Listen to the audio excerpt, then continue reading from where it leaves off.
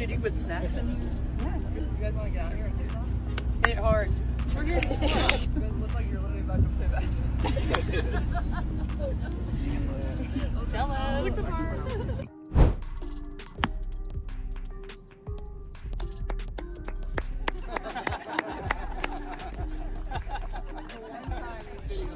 The clip was supposed to be nothing more than a fun off-season moment, Caitlin Clark swinging a driver while Sophie Cunningham and Lexi Hull joked around as her caddies. But the internet grabbed onto it instantly.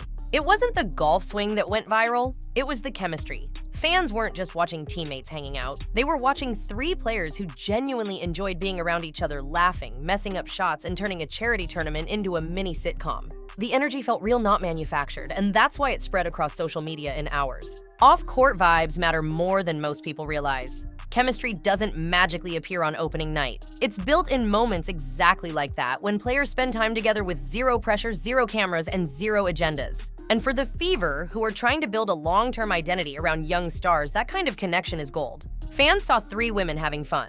The front office saw a foundation. Indiana's executives didn't miss the symbolism. In a league where rosters can shift overnight, seeing Sophie and Lexi look that comfortable next to Caitlin sent a quiet message: this trio works. And when fans started commenting things like, keep them together, and this is the core the front office felt that push even harder. The clip wasn't just entertainment, it became a piece of leverage. It reminded the franchise who the fans already view as part of the future. But the viral moment was only a doorway into a much more complicated situation. Strip away the golf jokes and the off-season fun, and you're left with a simple truth: Lexi Hull and Sophie Cunningham can hoop. Lexi brings a type of energy that doesn't show up in box scores, but changes the pace of the floor instantly. She moves non-stop, slipping behind defenders, cutting at the perfect moment, and spacing the floor in ways that open driving lanes for everyone else. Add in her improved shooting, and she becomes the kind of glue player every competitive roster needs: someone who keeps actions flowing, keeps the ball from sticking, and does the work that makes stars shine brighter. Sophie complements that with a different but equally valuable skill set. She's a legitimate threat from deep. She can put the ball on the floor when defenses chase her off the line, and she's versatile enough to guard multiple positions. Offensively, she doesn't need plays drawn for her. She finds cracks, relocates, attacks mismatches, and keeps defenders honest. That's exactly the type of teammate a high-usage point guard like Caitlin Clark thrives with. And that pairing is what quietly raises their value across the entire league. Every team wants shooters who understand spacing, players who don't freeze when the star draws two defenders, and wings who can survive on an island defensively. Sophie and Lexi check all those boxes. Playing next to Caitlin amplifies their strengths, but the skills were always there. It just took the right context to make everyone pay attention. And when the spotlight grew, people started asking the one question neither player wanted to answer directly. Every time Sophie Cunningham gets asked about her future with the Fever, she gives the same calm, almost rehearsed reply: it depends on the CBA. No declarations, no hints, no emotional attachment, just a firm deflection toward negotiations that aren't even public. At first, fans treated it like a polite non-answer, but the more she repeated it, the clearer it became this wasn't avoidance, it was strategy. Players choose vague answers during bargaining years because saying anything concrete can backfire instantly. If Sophie publicly commits to returning, her leverage drops. If she hints at leaving, she becomes a distraction. And if she speaks too boldly about money or conditions, she risks stepping into the political trench where the union and the league are locked in quiet combat. The safest option is the same one veterans have used for decades: point to the CBA and keep it moving.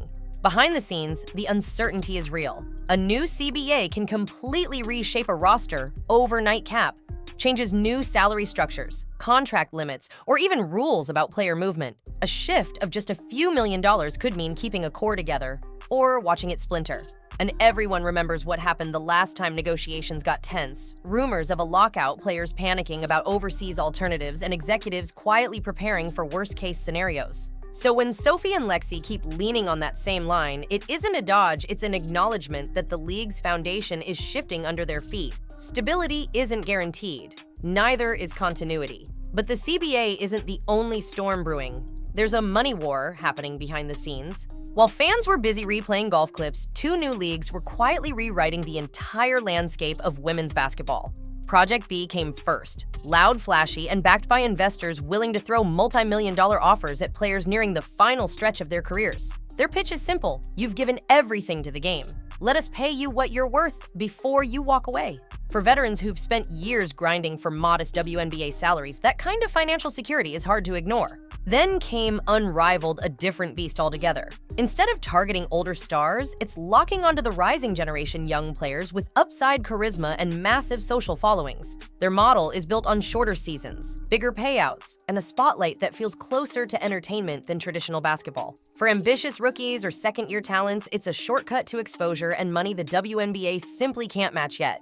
Together, these leagues put enormous pressure on WNBA negotiations. Every new rumor of a massive offer becomes leverage for players. Every new signing becomes a reminder that options exist, and every conversation about fair pay becomes louder, sharper, and harder for the league to ignore. This is what makes CBA talks so tense. Players know other opportunities are real for the first time. Sophie even said it out loud, something most players tiptoe around. If someone's paying you multi-million-dollar deals, why wouldn't you consider it? She wasn't threatening anyone. She was being honest about the modern marketplace. And as these new leagues circle, something inside the Fever franchise quietly shifted. Inside the Fever organization that Golf Clip didn't register as just another off-season moment, it looked like branding. In a league where personalities drive visibility as much as performance, seeing Caitlin Clark laughing with Sophie Cunningham and Lexie Hull was a gift. The trio felt marketable, relatable, and instantly recognizable. Fans weren't just reacting to basketball, they were reacting to a connection. And for a franchise rebuilding its identity, that matters just as much as wins. The Fever's social media team leaned into it almost immediately. Photos of the three together, captions hinting at the best caddies, and subtle messaging about unity made one thing obvious: the organization knows what it has. They weren't promoting individuals, they were promoting a core. And in the WNBA, where every ounce of visibility boosts revenue, you don't casually spotlight players you're planning to let walk. Lexie's restricted free agency only strengthens Indiana's grip on this trio. As a restricted free agent, the Fever can match any offer she receives. Unless another team throws an absurd contract her way, one designed purely to force Indiana's hand, Lexie stays. It's built into the system. And when a franchise sees both on-court value and branding value in a player matching, becomes a no-brainer. Letting either Sophie or Lexie walk would disrupt more than rotations. It would fracture an emerging identity, a young, charismatic, tightly bonded core that fans have already attached themselves to. Indiana finally has momentum, relevance, and a star who elevates everyone around her. But contracts aren't the real anchor keeping this group together. Something far more powerful is. Caitlin Clark doesn't have to lobby, campaign, or push for anyone. Just by existing in a locker room, she elevates the people around her.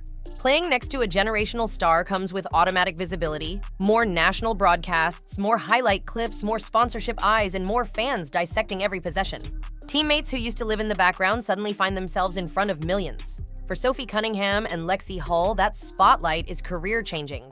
Both players benefit massively from staying close to her. When Caitlin draws double-team, shooters thrive. When she pushes, the pace runners thrive. When she sparks, media attention, personalities thrive. Sophie and Lexie fit that ecosystem perfectly. Their strengths, movement, spacing, energy, and shooting mesh seamlessly with Caitlin's style, turning them into high-value pieces on a team built around her gravity. This isn't just basketball fit, it's professional synergy.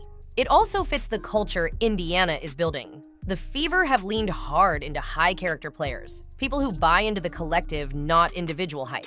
Stephanie White once used the shopping cart analogy to describe the kind of personality the franchise prioritizes: players who put the cart back even when no one's watching.